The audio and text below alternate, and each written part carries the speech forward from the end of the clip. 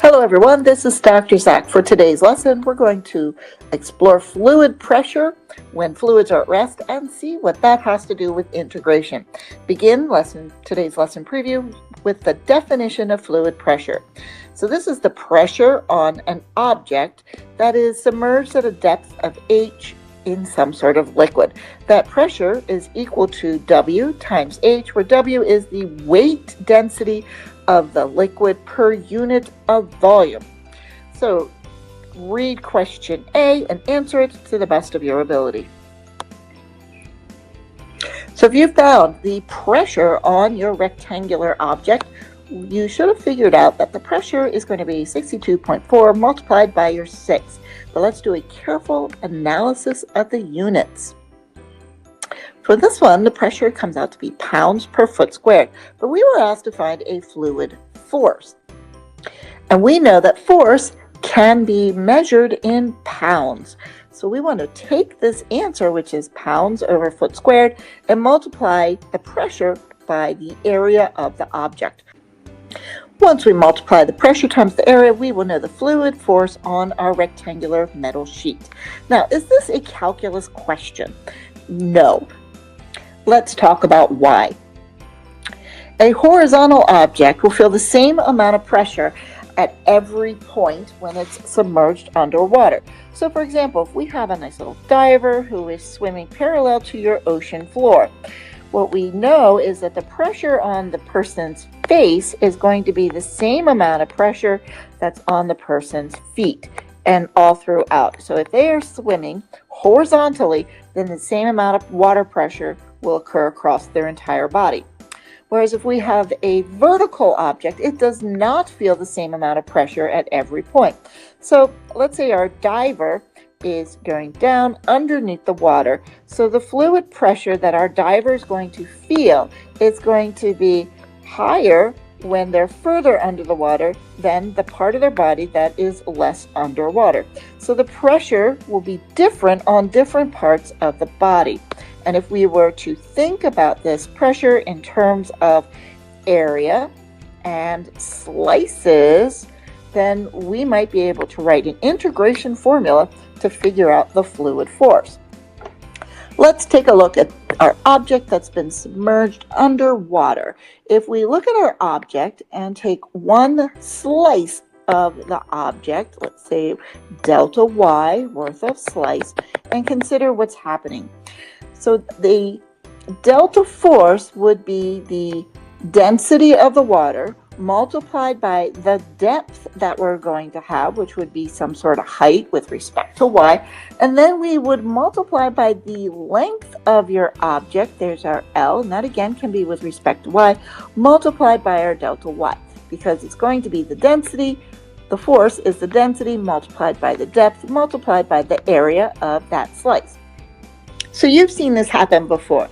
If we make the slices infinitely small so that they are heading towards zero, then once we have the sum of all of those delta 4 slices, we have our integration problem, where h of y is the depth of the liquid at the y, and L of y is the horizontal length of the region also at y. We're going to integrate from C to D. Now look at where C to D occurred. That will occur only where you can create the slices that we've submerged under the water. Let's take a look at our first example. Go ahead, read the problem, draw your best picture, and then we will determine the fluid force on our object. Did you start by drawing a circle? Once you have your circle and you've drawn your XY axis through the center of your circle, we can now write an equation related to the circle.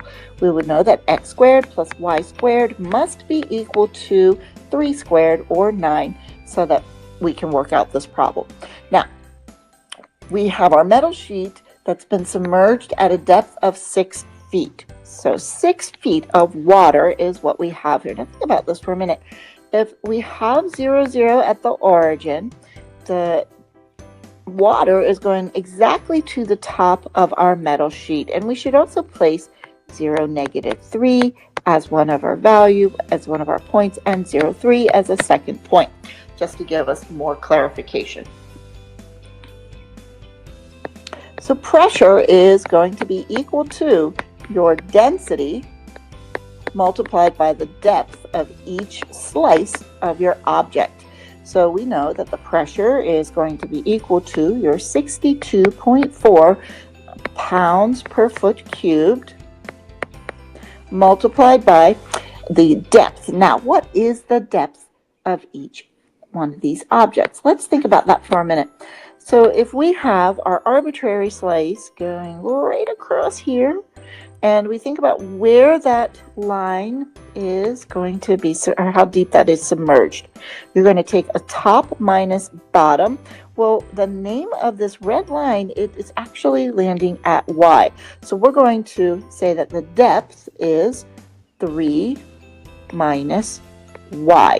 Now think about that for a minute. Your y value can take on positive or negative values. So let's say, for example, y was -2. Then the depth of the slice would be 3 minus -2, or 5. And that would be 5 feet. So as we look at pressure, we now know that the units are going to be pounds per foot squared, which then leads us to delta F. So delta F is the pressure of the water, which is pounds per foot squared, multiplied by the area of our figure.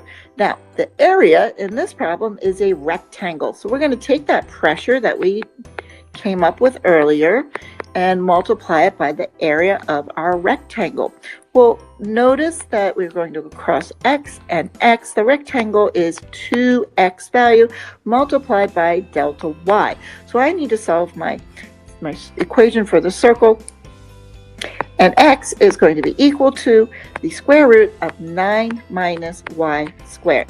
Substitute that into our area equation, and we are ready to determine our force. So the area, once again, was 2 times the square root of 9 minus y squared, but then we multiply that by dy. All right, so now we're going to take each of these slices and integrate. We'll get our endpoints in just a minute, so that the force is equal to the integral. We have our 62.4 multiplied by 3 minus y multiplied by 2 times the square root 9 minus y squared, and then we have our dy. Check all of the units. We know from here we have our pounds per foot squared. And on this part, we're going to multiply by foot squared. So it looks like we've got everything we need in order to get the force in pounds. All right, so where do we integrate? Think about where the smallest slice for your y is going to be. The smallest slice is going to occur at -3, and the largest slice is going to go up to the boundary of 3. So the boundaries we have for this problem will go from -3 to 3. Our final answer, once you figure it out, will be measured in pounds. Now take a look at example number 2. Again, the drawing is so very important. Take your time and draw your best graph. Once you have your trapezoid and have placed your XY axis on your trapezoid, let's throw in a few points. So we have 0, 0 at the origin. That's going to be useful. A couple of other useful points that you might find are the ones that I've marked. So we know that our trapezoid is going to have a height of 10 meters. So this point will be 0, 10. And we also know that it has a lower base of 20 meters. So another point will be 10, 0. And then upwards, we know that the upper base is going to be 50 meters, which leaves us at 25, we can also figure out the left-hand endpoints if you would like, so go ahead and fill those in if that makes you happy. All right, so let's see here. We want to find the force on the dam due to the water pressure if the water level is 4 meters from the top. So we're 4 meters from the top. We have water down on the bottom part of our dam. So if we're 4 meters from the top, we're at the value 0, 6 for this point on my y-axis. All right, it looks to me like it would be useful if I knew the equation of that line. Once we find the slope and fill in our points, we know that y is going to be equal to our 2/3 x minus 20 over 3. All right, we're going to find all of this to be quite useful. So let's talk about pressure. Pressure is going to be equal to the density. In this problem, we're working with newtons, so we have 9,800, and I'm going to write my units underneath, so that's Newton meters cubed for the density. We're going to multiply that by the depth of each one of our slices. Let's draw a random slice. Here we go, got my slice. The depth for that slice, let's take a top minus bottom, so that's going to be 6 minus y for the depth, and the depth will be measured in meters. So now we have newtons over meters squared. So a slice of force is going to be the pressure that we have, 9,800, multiplied by 6 minus y. Then we need to multiply by the area that's being created as we cut across and make our slice. So the area, one more time, you can see is going to be x plus x, so that's 2x multiplied by delta y. So if we're slicing with delta y, let's take our equation that we found and write it with respect to x. So x is equal to your 3/2 y, and then we will have plus 10. Next, we substitute.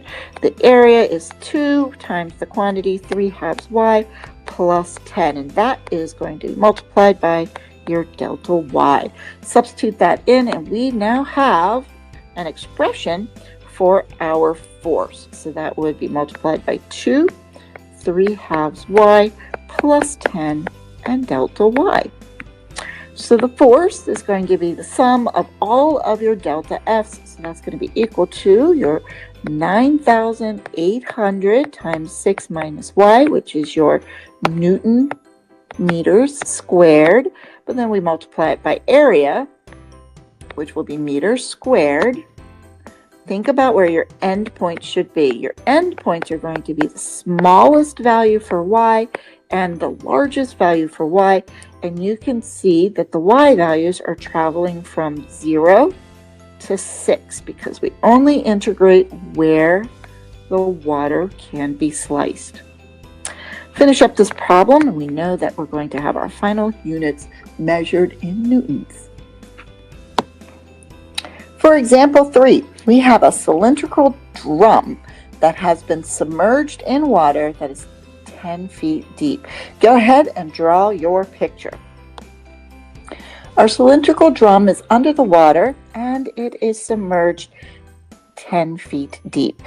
Once you build your drawing, make certain that you label where the origin would occur.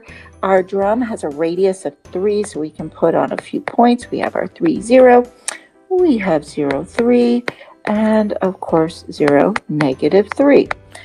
It's underneath our water, and the water is going to be 10 feet deep, so that means the top of the y-axis that I have is going to be 0, 7, not 0, 10. Just keep an eye on that, make certain you remember why. So pressure is going to be, once again, your density multiplied by the depth of the slice that we draw. And the slice that I'm drawing this time will be right here. There we go, got my nice little slice. And when we substitute our values in, that's 62.4 pounds per cubic feet multiplied by the depth, and the depth is going to be 7, which is the top value, minus your y, which is where our arbitrary slice falls. The area is going to be a rectangle again, and the length of the rectangle will come from 2x multiplied by our delta y for the slice. But what does x equal? X is the square root of 9 minus your y squared. So the area is 2 times the square root 9 minus y squared, and then we multiply by delta y. So what we know is that delta F is going to be equal to the pressure, here's my 62.4, times my 7 minus y, multiplied by the area. And when we do that, we're going to be left with the units of pounds, which is exactly what we need in order to find our force. So the force is going to be equal to, in this case, the integral from -3 to 3, because that's where our slices are for our drum. Then we multiply by 62.4, 7 minus y, 2, the square root of 9 minus y squared, and dy. Check it, make certain that we have everything in terms of pounds, and figure out your final answer. This will be our last topic of work for Unit 3. We will continue to practice applications of integration throughout the rest of this unit.